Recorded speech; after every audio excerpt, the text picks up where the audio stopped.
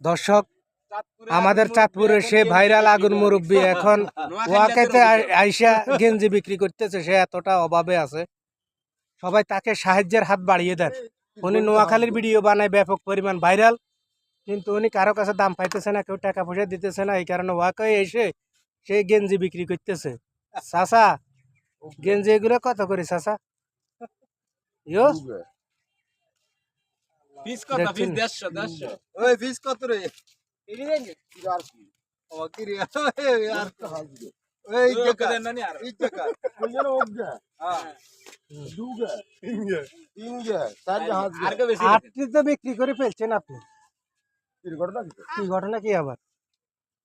না মারি দিছে, কে চা খাইতেন বসেন মারি দিছে আর। হ্যাঁ হ্যাঁ, কি হবে কেন? তিন চার পাঁচ হাঁস। মানুষের অভিশাপে নেমে এসেছে তার অশান্তির ছোঁয়া। এখন রাস্তায় গেঞ্জি কথা- বিক্রি করতেছে।